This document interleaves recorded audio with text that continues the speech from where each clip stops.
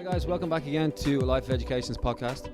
Myself and Caroline are here with Dan Lawrence from Perform 365. You're based in the UK. You're over in Dubai for a sunny winter break. I am. Do you want to introduce yourself a little bit? Talk about kind of where you originally came from and then maybe how you ended up just doing some work by yourself by the pool in Dubai. Sounds good. Yeah. Right, hi guys, I'm Dan Lawrence. I'm head of performance of Matchroom Boxing. I'm a strength and conditioning coach. I run a company, as Keith said, called Perform 365. We have a team of coaches working primarily around southwest London. And I've just launched an online business, P365 Online Coaching, as well.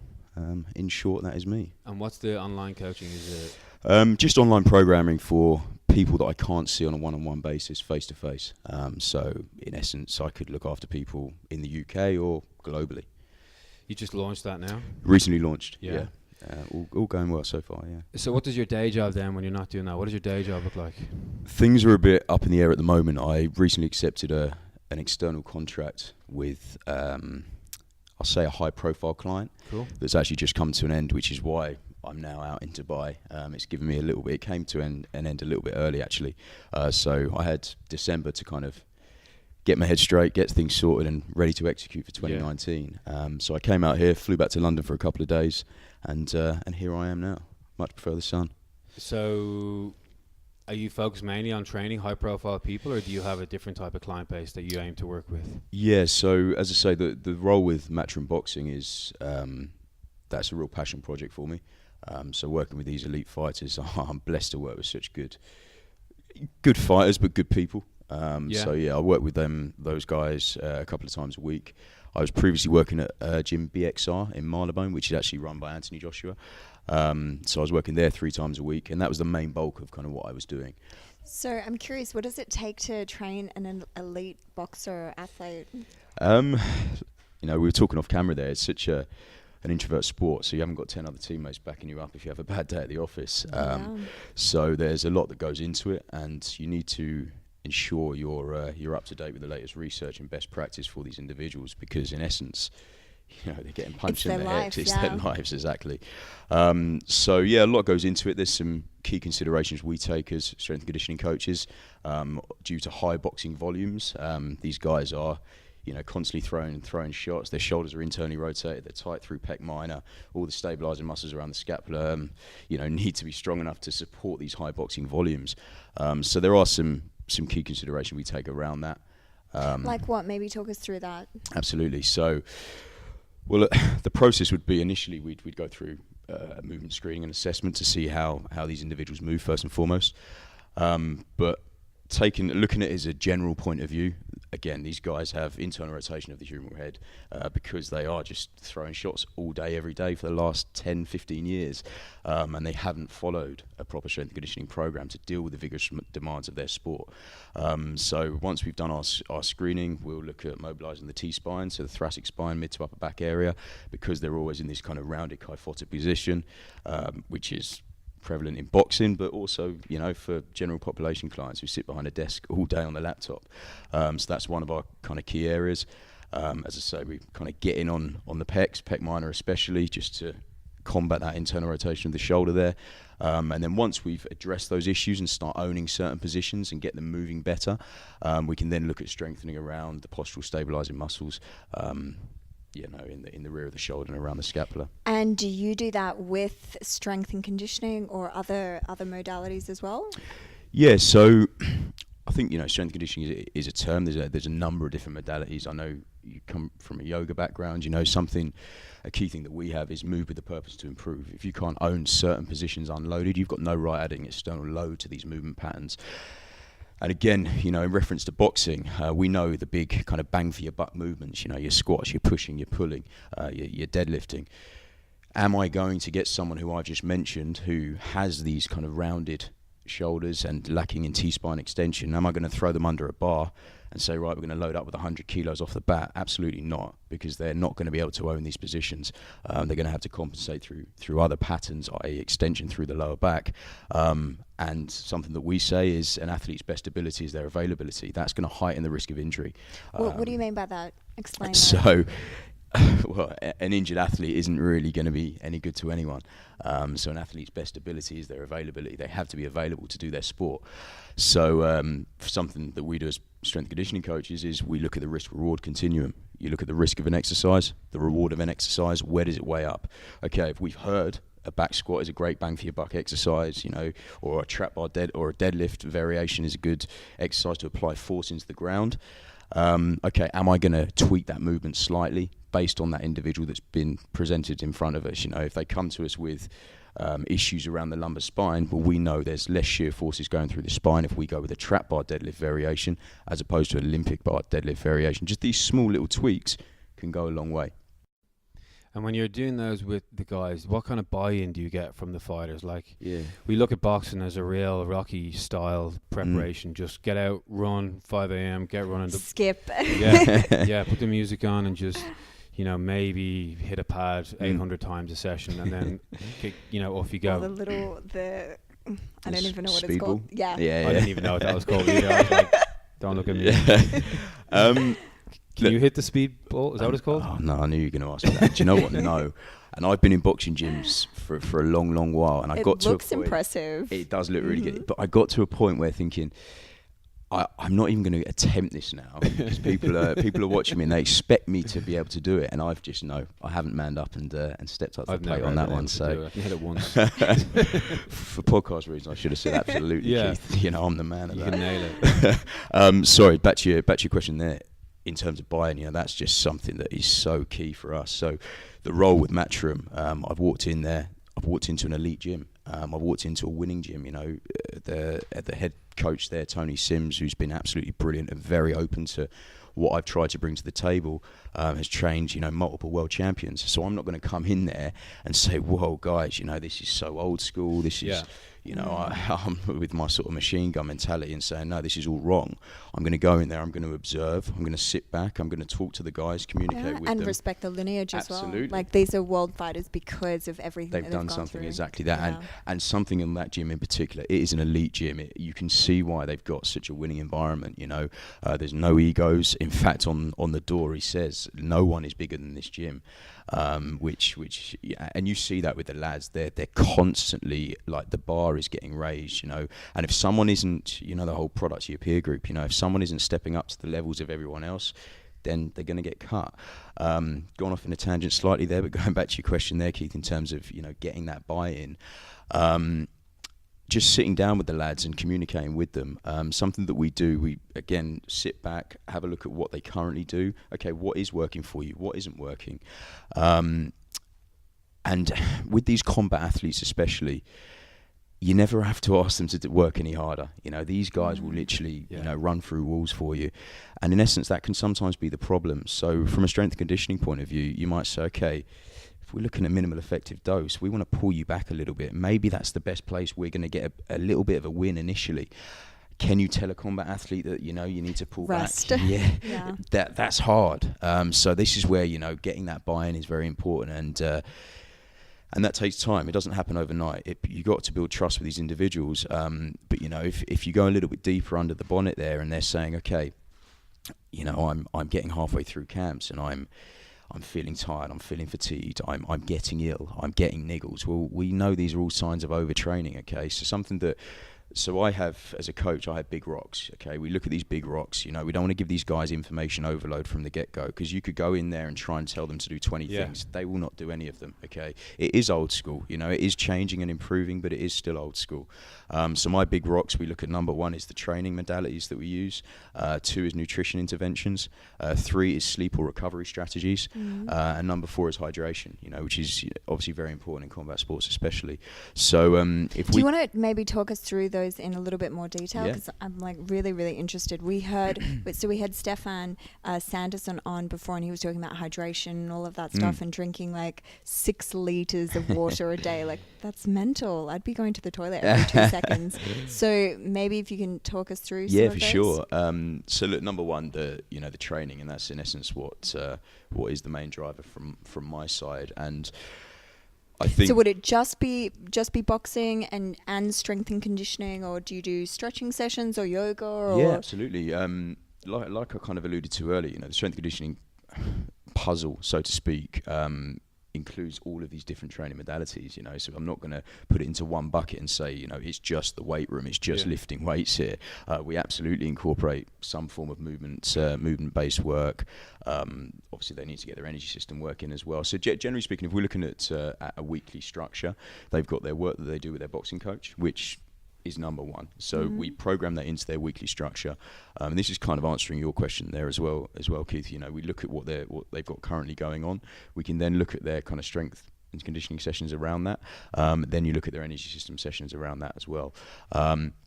So something that we do on point number 2 in terms of nutrition, actually, in terms of nutrition intervention, you know, we want to fuel these guys optimally for performance. Okay, if they're, and especially in a combat sports, you know, we want to fuel them for performance, but we're also governed by making weight. If they don't make weight, they don't fight. Unless you're a heavyweight. Well, exactly. Those guys like, just enjoy. Eat what they want. Yeah, exactly that, and they're beasts. But other than that, you know, these guys have to put themselves at the best competitive advantage when they step in that ring. So I have a question for you, because this is something that we're digressing here. This is something that I find so intriguing. So if a fighter has to fight at a certain weight, why is it that they don't just stay close to that weight all the time, as opposed to gaining 10 kilos, having to drop 10 kilos massively, gaining 10 kilos, dropping it again? Why don't they just stay at that weight, at the weight that they fight at, or fight at a higher weight? So Explain that to me. It goes back to kind of, everyone's different, but it goes back to what I was just saying there. You want to put yourself at the best competitive advantage. So stepping up at a higher weight might not always be the answer. But also, I completely agree. Because you're fighting stronger guys. There you go. Bigger, stronger guys, absolutely. Taller, larger. Exactly that. So, yeah, and then what we set with our fighters actually is an upper weight limit. When they're out of camp, you know, we don't allow them to put on 10 kilos, because you better believe if we get a call and you've got an 8-week camp, well, the first 4 weeks of that camp is going to be getting the weight off. So we can't focus on the other markers of athletic development. So that's something that we do. But just to put them at a competitive edge, really, you know, that's why. And why they don't stay super close to their weight is because sometimes it's hard. It's bloody hard. And you know, you see what these guys put themselves through in terms of some of the strategies. So I fully appreciate the fact that they don't stay within a couple of pounds of their weight, but in the same breath we do set them upper limits, because it can't balloon out of control. Yeah, because I can imagine that the closer you are to the weight that you fight at, the better your body is going to be able to adapt and respond to whatever you really give it, as opposed to 8 weeks before having to lose 10 kilos just off the bat. I've seen a lot of people get so gaunt and sick and really like so fatigued. I can't see that as being advantageous. Absolutely. Particularly when you're at an elite level. If you're an amateur, fine. Like you like your donut, go for it. But when that's your job and that's your career and that's your life, like I would assume or presume that people would stay close to their weight. That's the thing. There's many you know, that absolutely is a suboptimal strategy. And you know, how they've lost that weight, and if they're gone, and if their hydration strategies aren't in place, then you know that's not going to be optimal for that individual. It is what it is. Anyway, sorry to digress. So you were saying that was point 2, nutrition. Point 3 was... Absolutely. So point 1 was training. You know, we've kind of been through that, I think, anyway. Point 2 was nutrition. 3 was sleep and recovery strategies. And that's one that we look at. We look at their weekly plan, and again, getting these fights to pull back initially is something they might be a little bit... They might push back on. But over time, if you can say, actually, you know, we're, from an energy system point of view, we strap them up with heart rate monitors. We're getting that stimulus from this boxing session. Do you really need to go out there and do that hour run that you normally do and pound the concrete? Well, maybe not. Actually, if you do a strength session that morning, well, that will enable us to recover. And when we recover, that's when the adaptation occurs. So that's kind of what hammering in the sleep and recovery is. That's a big win. You know, sleep, it doesn't cost anything. It's not some magic pill. It's not a supplement. It's free. And you know, and the gains are massive for sure. You know, so that's a big one that we have as well. And even something is like just make your make your room a sleep environment. Stop looking at blue light before bed. Give yourself 30 minutes without your phone. Read a book. Blackout curtains. Absolutely. Make it a place to sleep. That's easier in the UK. In Dubai, the sun is like always shining. Yeah. When the days are 8 hours long in the UK. There was number 4 as well, or was it? Did you have a 4th one? No. Yeah, just hydration. Yeah, we kind of touched on that. Well, maybe you can explain actually why hydration is so important. I know everyone says like drink 8 glasses of water, like 2 liters, blah blah blah. Like again, people have their their weight cutting strategies. People water load and things like that. I don't know if any of you guys you've been into a boxing gym. Yeah. Okay, so little story. Don't laugh. I'm not. You she are. was lost, I think, one day for the Shut up. So we had a story. Throw a story in there, but working with George Groves for a world title fight probably 3-4 years ago now in Big Bear, San Bernardino Mountains, California, 8,000 feet above sea level. Walked in there. This gym was probably 40 degrees. It was ridiculous. These guys, I'm there dripping in sweat and I'm just watching. These guys are doing, I think they were doing 4-minute rounds with 30 seconds rest. Absolutely ridiculous. The reason I bring this up in terms of hydration, you're going to have to increase your water intake to hydrate the system properly. I off the top of my head can't recall the exact percentages, but a minor drop in hydration or dehydration will affect performance. So that's an incredibly important part again of the performance picture. It also affects head injuries, doesn't it, as well? Absolutely. Dehydrated brain is a much more susceptible to injury than a fully hydrated brain. So I have some questions. Tell us about some of the people that you've trained. Are you allowed to talk about that? Yeah, absolutely. Look, I'm just blessed. I'm very, very fortunate to work with some awesome fighters. So I work with George Groves, the former WBA super middleweight champion of the world. Awesome guy. And this recent role I've been in probably now for about 8 months, 9 months, maybe a little bit longer, about a year actually. So I work with Joe Cordina. He's the current Commonwealth champion, former Rio Olympian. Conor Benn, WBA international champion, I believe. Martin J. Ward, former British European champion. Are all these guys out of the same gym?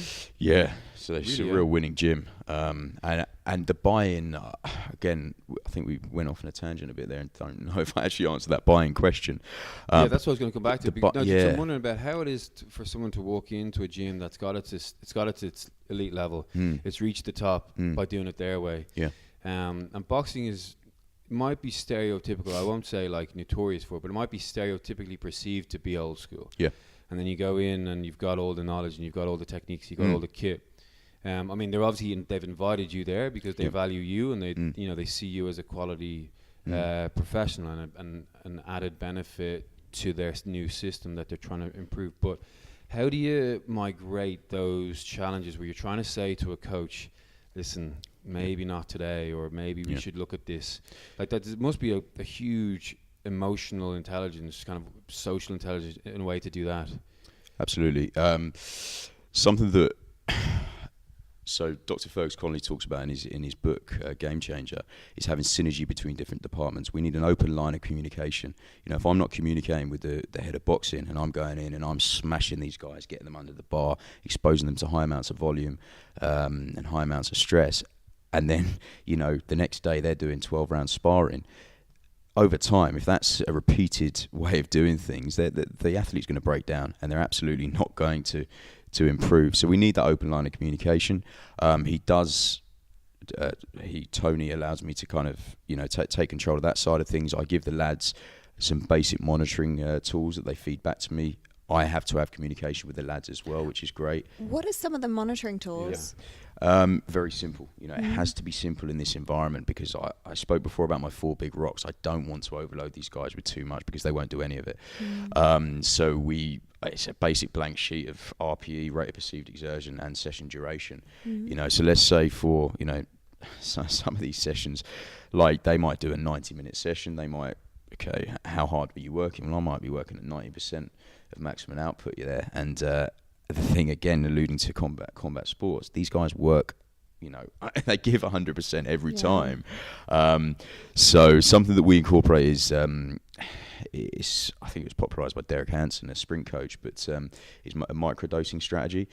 So I give them these little blocks of 3 or 4 exercises that work on key areas, like we spoke before about around the shoulders, maybe mobilisation through the hips, improving glute strength.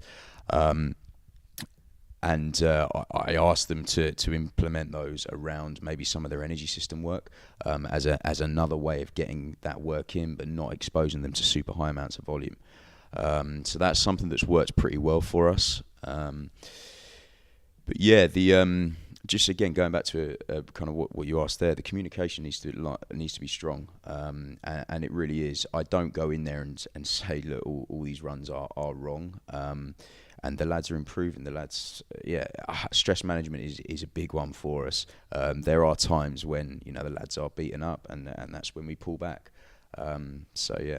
I imagine the coaches will have an awareness of that anyway. They're able to recognise how a guy's feeling the way he walks into the gym. Yeah, everything's tracked as well. Like Tony's really good with this. So one of my first points was, look, lads, everyone has to have a heart rate monitor. I need to see what you're achieving from your boxing sessions, and then we can make an intervention from a bioenergetic point of view around that. So that took a while, but a lot of the lads, bought into that, and now Tony, the head of boxing there, has really bought into that. He said, right lads, everyone has to have a heart rate monitor. Cool. So it is a process over time. Yeah. It's not going to be I walk in and say, right, do this, this and this, and it's going to happen. Yeah. It is absolutely a process, and like I said, I've been in that role nearly 12 months, but the buy-in I've had from the lads, it just really makes me happy. Yeah. And the performance levels have been great. I'll use a real world example. Martin J. Ward, he won't mind me saying this, messaged me today, and he said, so he's had a recent win out in Florence in Italy, beat some dude. He's put himself right back in the mix for world title contention, and he said, look, he asked, well, I sent him a program yesterday, and he said he's executed. He said, man, I've missed this. This isn't my way of looking at things before, but I now appreciate this is a huge part of the overall performance picture. So that's really pleasing for me to see from maybe not Martin, but maybe some lads who wouldn't be as open to it straight away. But now they really see the benefits.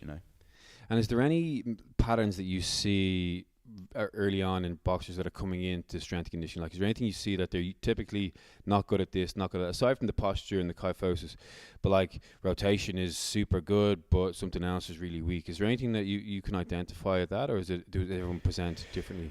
Yeah, no, everyone doesn't present differently. There's absolutely some patterns and trends, without doubt. Generally speaking, let's start from the ground up.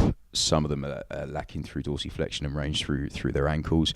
We've got 2 guys who we don't expose them to high running volumes, and we put them in the assault bike because of that. One of them's got flat feet, the other's got I've never seen anything like it, but yeah. No range at all through the ankles. Through dorsiflexion. Absolutely. So he's been given some tools and interventions to kind of work on that. So yeah, there's that. But yeah, generally speaking, issues around the hips. And if you're throwing your backhand, we want to generate as much power from that backhand as possible by rotating your hips through that action. If the anterior hip is tight and not enabling you to drive into hip extension, then that's an issue, and that can be affecting power. And that's what we want, especially in any sport, but especially in combat sports. Yeah. We want more powerful athletes. So we'll address issues around there as well. And again, do we take these guys overhead? Not that much, but we still want to be able to open them up through the T-spine because of some of the loading. 2 interventions actually that we made through that gym. It's a very old school gym, but we purchased the lads as well. This is the buy-in. The lads chipped in and purchased a trap bar. Right. I'm a big trap bar fan. I'll explain why in a second. And the lads also chipped in for a safety bar.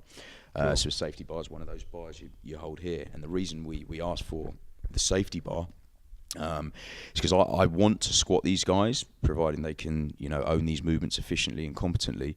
And I also want to be loading them up in some form of split squat or lunge variations. But I don't want to be dumping a bar on their back, like we spoke about. If they can't, own these positions and extend through the T-spine, and they're pulling into lumbar extension, I'm not going to put a heavy load on top of that, because that's going to increase the risk of injury, like we spoke about earlier. So the safety bar gives us that option for us to load those patterns.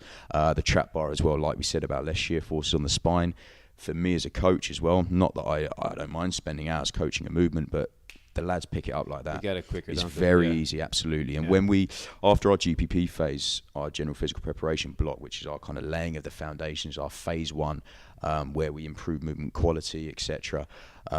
We then go into a strength block, and a trap bar deadlift is, it's a movement I use with a lot of the guys because they can put force into the ground, they can stay tight. The likelihood of them, doing it wrong is quite low. Do you know what a safety bar is? I don't. Thank you for bringing that up. What is a safety bar? It's almost like a cushioned barbell, but there's 2 handles that come forward over your Oh, shoulders. yeah, I know that. So it allows people be a bit less technical with their squat and be a bit more restricted, because the way the pendulum swings, it actually keeps you back in your heels. So it's much more comfortable for people. It's much more reassuring for people as well. People who are like, why is there a bar on my back with 20 kilos? I don't like this. So they go down a little bit, their whole body screams, forget it. They stand back up, put a safety bar on it. It's much softer. It's much more of a pleasant experience. I think that's the same with a trap bar, not necessarily for boxers, but just in general training in the gym. A lot of people take to a trap bar much quicker, and they're much more confident, and they'll increase in their ability on the trap bar quicker than a straight bar where you have to go in front of the knee, and you've got to be much more technical and much more body strong. I think with the safety bar especially as well, we cue rib cage down to pelvis and locking in through the anterior core, so you're stopping this kind of flared rib position, so they feel a lot tighter through the trunk. You asked again about kind of stuff that we do with the fighters, an old school way, like the old Rocky days of doing 1,000,000 ab crunches. That's not something that we tend to do because of these kind of key areas that we spoke about in terms of posture. These guys are in this rounded position all day, every day. Do I then want to compound that by getting them in the gym and hammering a load of ab crunches? Something that we look at is trying to maintain stiffness through the trunk in terms of energy transfer from the ground, from foot to fist through the kinetic chain. So we look at, a lot of our kind of isometric work, our dead bug variations to resist extension forces, pal-off press, resisting rotational forces. So we build stiffness through the trunk early on in the training journey, and then we can transfer through that in more kind of dynamic ways. And essentially we're working in a rotational sport, so we want to enhance those qualities through there, and we don't want to leak energy from that foot to fist, And with the elite, the top level pros, is there a huge difference between their capabilities and just the amateurs? Like, are you able to walk in and go, right, you and you? So we track everything. We do our movement screening. We have our performance testing and markers there as well. But what we have to remember, boxing as a sport from a strength and conditioning point of view is, generally speaking, their training age is low across the board. Some of the guys, they do have a slightly higher training age. Some of the guys who've had good amateur pedigree and boxed with the GB kind of set up over in Sheffield, which is great. But so when you say the training age is low, just they haven't really lifted weights, no. So their biological age is all right, but their training age, generally speaking, is like, these. It's not like they've been in the gym for 6-7 years. All they have done are, like we said, the ab crunches, the long runs, and boxing. Other than that, there's a bucket there that hasn't been filled, and that's proper strength and conditioning. So is that the same with the elite guys? Again, people are different, but I think, generally speaking, they haven't been, find me a boxer who's been doing it for 10 years, I think you'd struggle. So it's something that we've been fighting now for a long while. Myself and some guys in Sheffield, my friends Danny and Alan at Sheffield Hallam Uni, run a great program, the Boxing Science program. We've tried to bring this kind of more elite setup. And we've been doing that for a while now, and it's definitely changing. There has been a shift. So I think, I don't want to say gone are the days of these long, slow, monotonous runs. And they have a place initially. Yeah. But we're trying to bring more of an elite setup there. Yeah. And then what kind of, so you've got the amateurs, you have the top level guys. With your the people that you train day to day, or the people that you're trying to reach with your online coaching, they're just anybody who wants to begin training. Yeah, absolutely. Like the thing is, Keith, like if someone watched one of my training sessions, even with one of these elite guys, it's not flash, do the basics very well. Keep this simple. You know, we don't have to overcomplicate this picture. Obviously, there's certain things in terms of progressive overload, sets, reps, and volume, etc., that we can manipulate. But things are done very basic. So in regards to these online people, it can be for anyone. We have got quite a few boxers signed up. It's quite exciting. We've got a couple of people from Denmark, Scotland. So that's why I've launched this platform. You know, I've been a coach nearly 14 years, and training people one-on-one is absolutely my passion. But I just wanted now, with the power of social media, I've got a little bit of a presence there, and I thought, okay, people are messaging me, asking me questions. I'll always reply to everyone. I'll always give some of the time of day and give people tips. I try and give good content to educate people. But, you know, I thought, well, maybe I can provide a bit of value now, actually, by launching this online platform. So, yeah. And you mentioned that you went to places like Big Bear. Yeah. Do you get to travel a lot? I mean, I know you're here in Dubai now, but do you get to travel a lot? Do you get to go to the fights with the guys? Yeah, we get to go to the fights, which is it's good. Like I say, boxing is my passion project. You know, if I was in this solely for money, I would not be in boxing. Yeah. All right. I believe I can help these lads, and when the lads buy into the process, nothing makes me happier. So fight night is.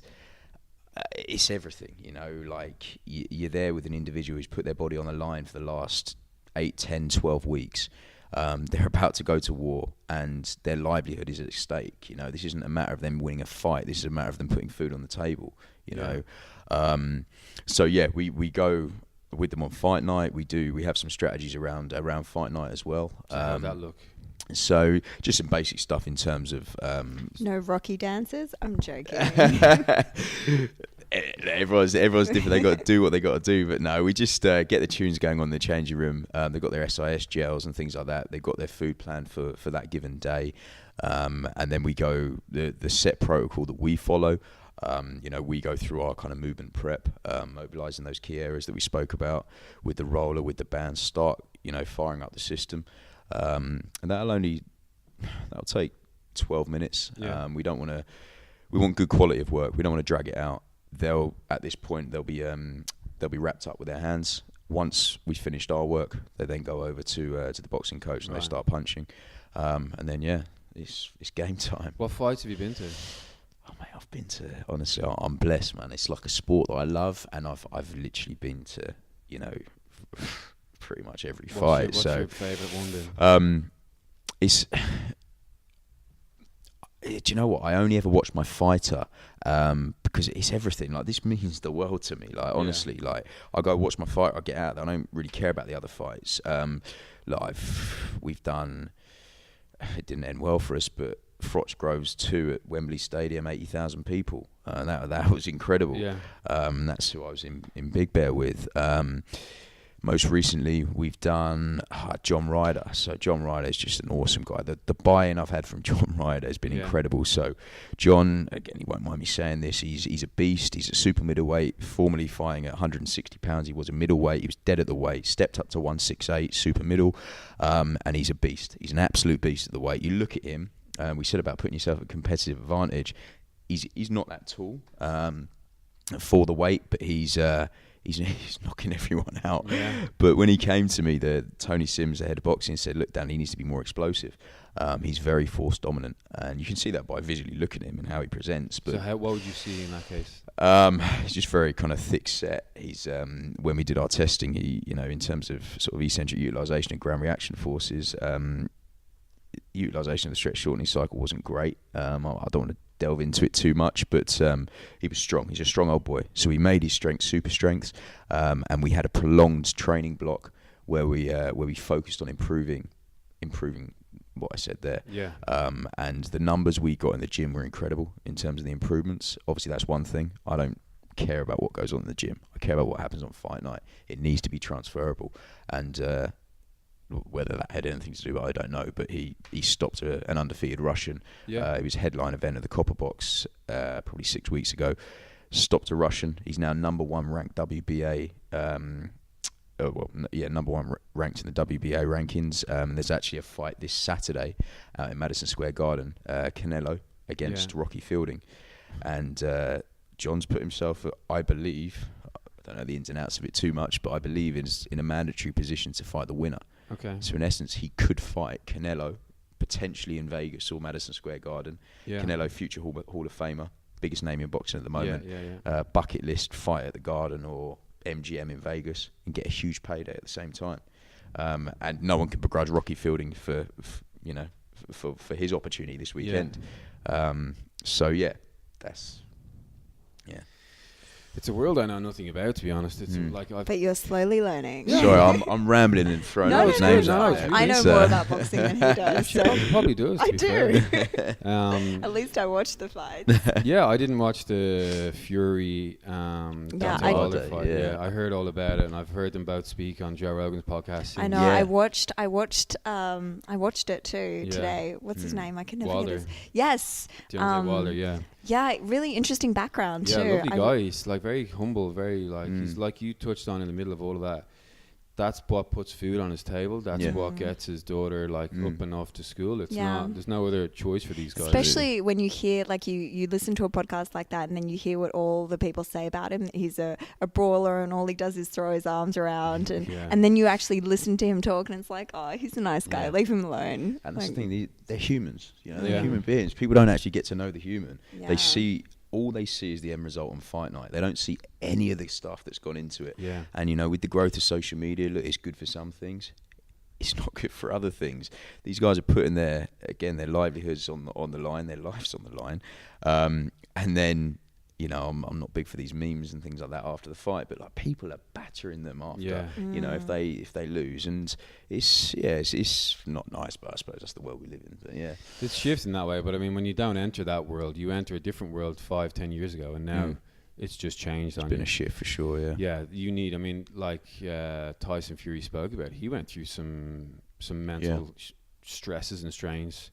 You know, he's come through now. He's had a big fight, but the stress on him.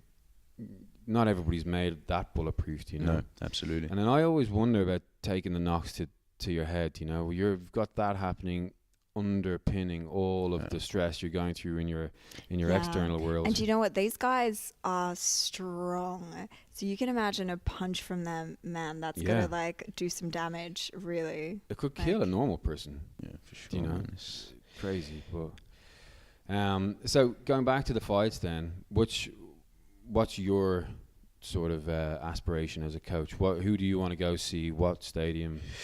Again, look, McGregor Floyd Mayweather rematch. That is not top of my list. You know, we did a podcast before, and I think that's what we were talking about last time. I think that was just about to happen a few years ago. Yeah. Well, he's been in trouble recently the last couple of days. Who? Connor. Has he? Yeah. Let's not get into that. I didn't even know. She does know more than me on this stuff than I do. I didn't know that either, to be fair. Honestly, I do. Yeah. Look, again, all I care about, I don't want to keep going on about it, is my fighters. Yeah. You know, I couldn't care less about any do you stuff, box? So. Sorry to interrupt you. No. Oh, pussy. I'm joking. I do it through these guys. No, I did some amateur work years ago. Yeah, I'm scared. That's exactly it.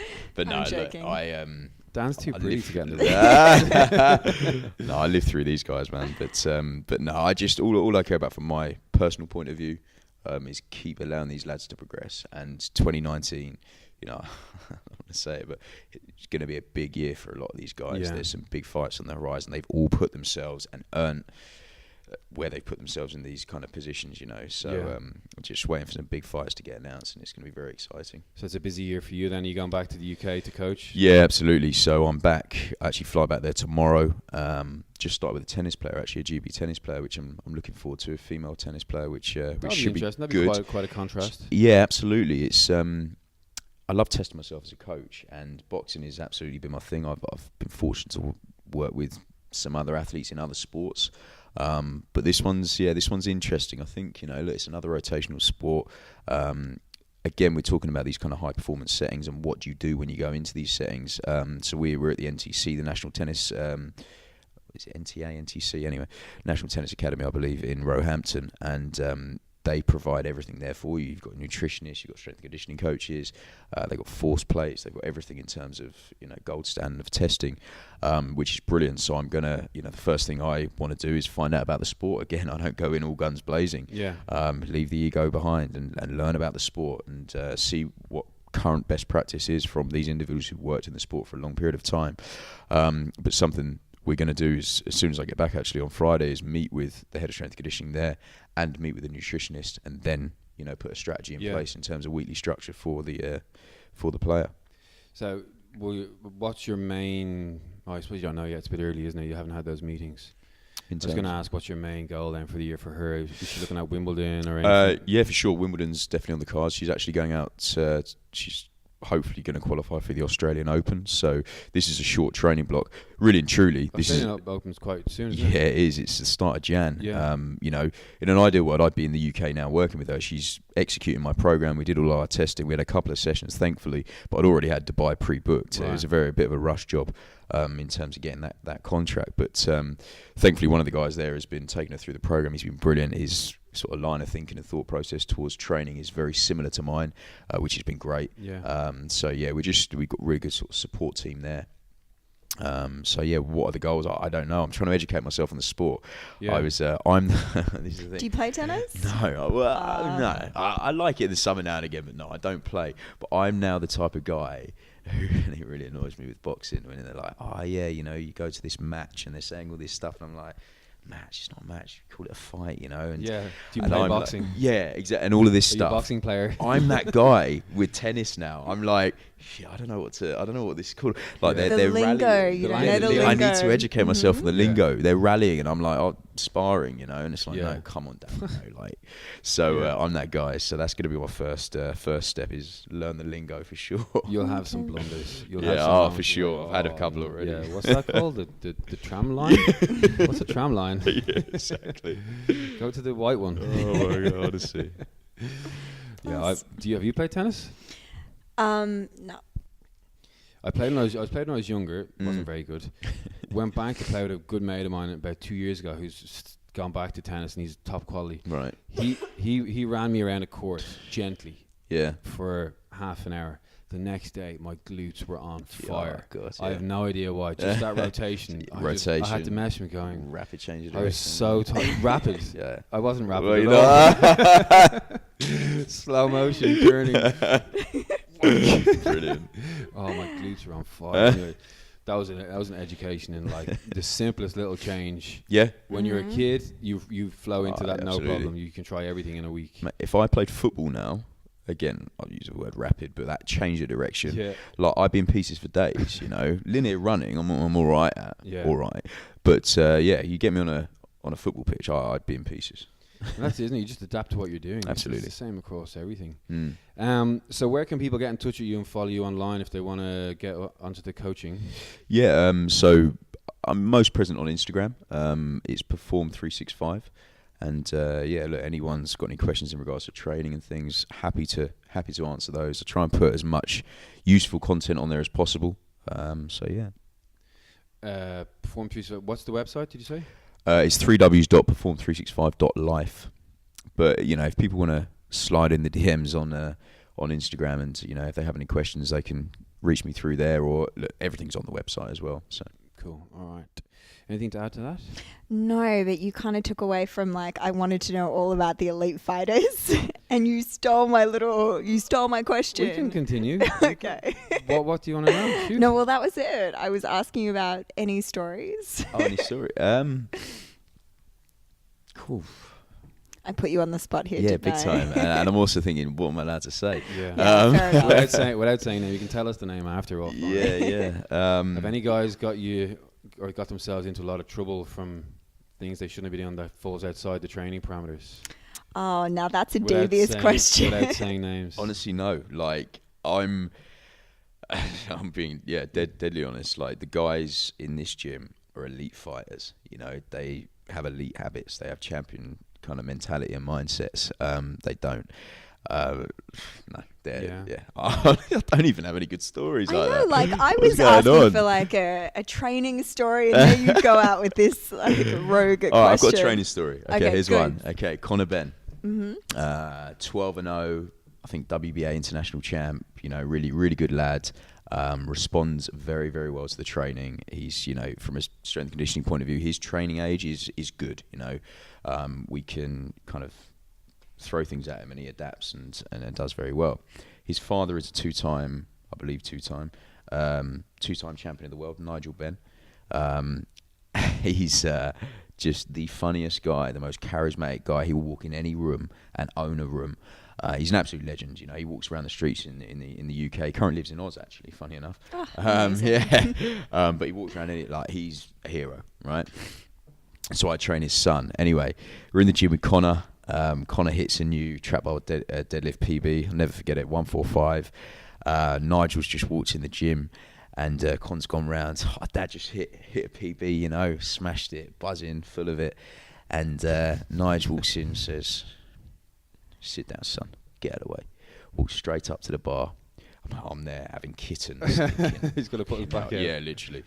And just like reps out for 5-6 reps, chucks it down, and that was that was a bit of a moment, to be fair. Just an absolute beast. You can see where Connor gets it wrong. It's in the genes, man. Seriously, but yeah, Nigel's brilliant. He's such a character.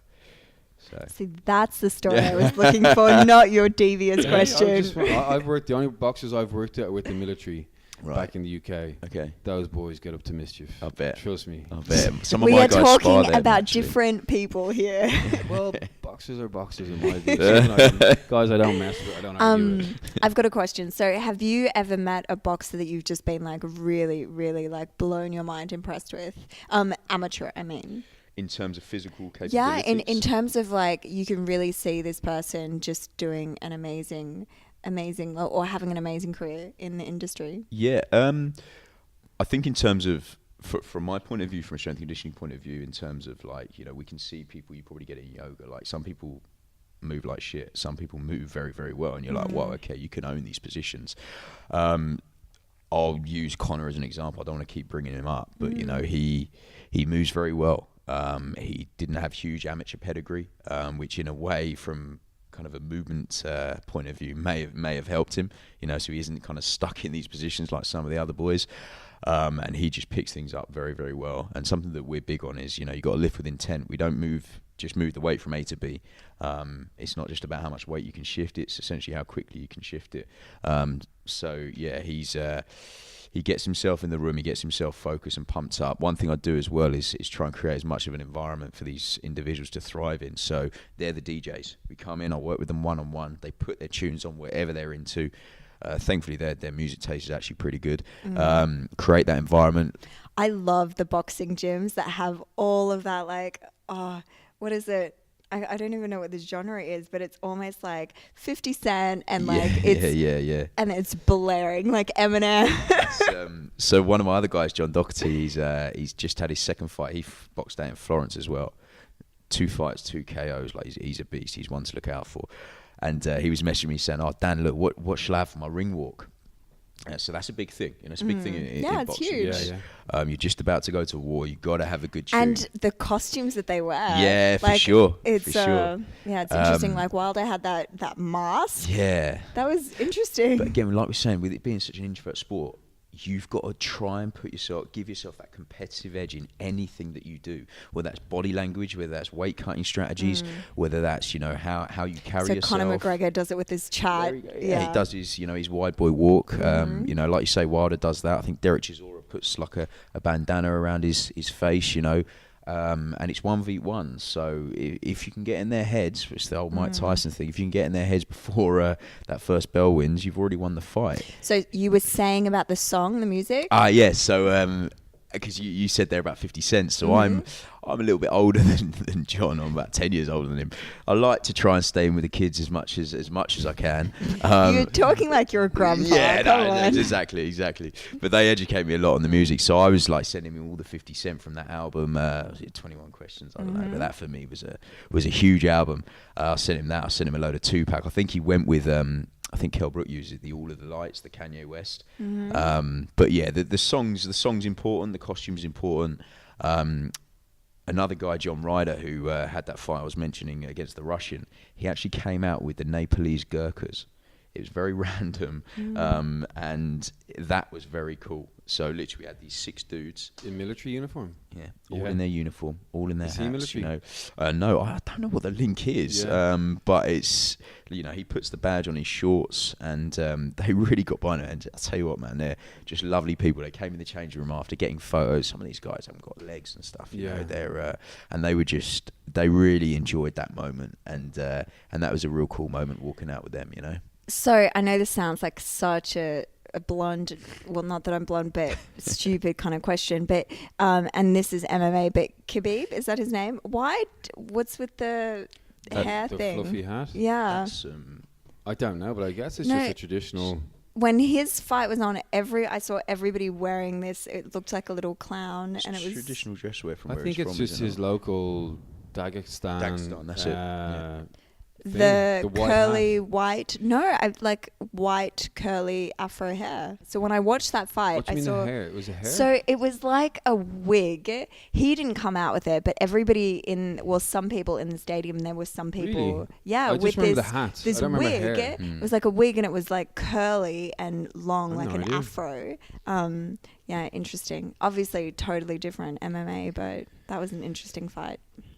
It's just that martial art, isn't it? That's got the same idea. I mean, it's a different discipline, but it's still you're one person going at war with another person. And yeah, but do you know what I kind of didn't like about that? It's like, all right, like you've been on the floor for 5 minutes. Get up, please. Come on, do something exciting. And that's what's interesting about boxing is that it's always moving, and you're never going to get into a position where you're going to be laying on the floor in a headlock with somebody for 10 minutes while the whole world watches and is like, yeah, let's I understand what more. you're saying from the sense that from an outsider, because it's different when you watch MMA on the television and you got the commentary and they're explaining things. To if you go to an MMA fight and it's just silence, it's just people shouting in the ring and it's just the guys going to war.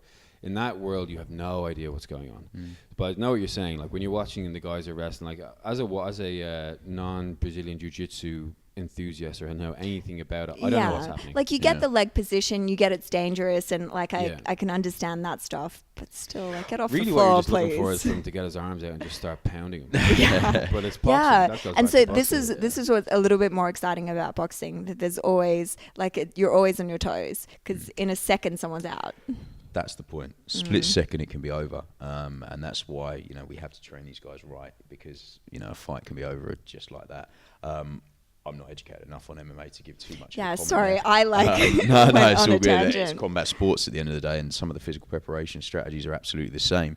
But I get it. At the end of the day, these are two men. All they care about is winning the fight. Whether that means having him in a headlock for 5 minutes, or whether that means him jabbing his head off. They don't care. They just want to win the fight. I believe in the UFC actually, you get paid extra for knocking people out. Really? I think you do. I might have that wrong.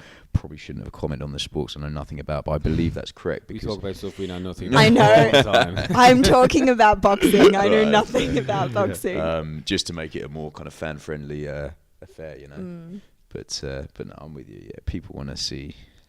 Yeah, see, we were discussing with somebody else again, discussing boxing, and that's one of the things that I admire so much about it. It's just, you have to be so physically fit, you have to be so strong, you have to be so quick. It's a complete discipline, and then at the time you have to have some guts. Like, I've seen those guys, they're scary. They look scary. You can see it in their face, in their body, in their demeanor. So to be able to stand out there against somebody who can literally, if they wanted to, they could kill you, and fight them. Oh, that You take I your have hats off so to them. much respect On for that boxers. subject. Like in the ring, absolutely.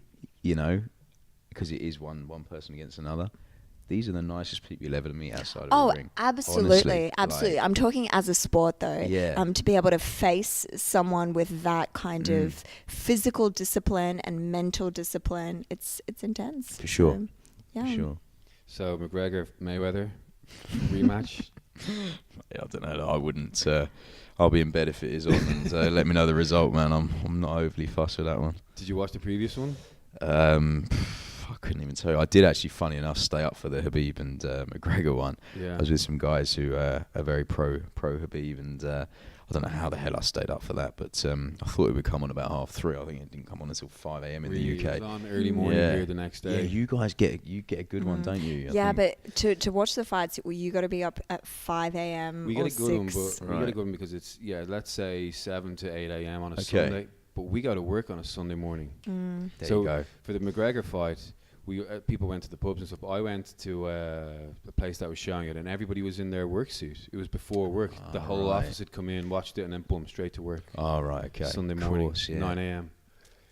So it is what it is. It's a tough life out here in Dubai. I know. Just can't complain about enough things out here. All the sunlight. Yeah. Too much heat. Yeah. Anyway, so we stole so much more of your time now with good. my silly questions. Enjoyed it. Cool. So Perform365 on Instagram. That's the one. And www.perform365.live. Yeah, life, yeah. Live. And if people wanted to sign up for your online coaching, they could go there as well, right? Absolutely, yeah. All the information's on the website, but if they have any additional questions, feel free to drop me a line. I'm kind of capped. I've realised now, because I don't give people generic programming, I am capped at how many I can take on board. But yeah, anyone's anyone's got any questions, anyway, for sure. Cool. Well, all the best for 2019 with the tennis player and the rest of your fights. Appreciate it. Successful. And the next time you're here, drop us a line and we'll catch you. For sure. Cheers.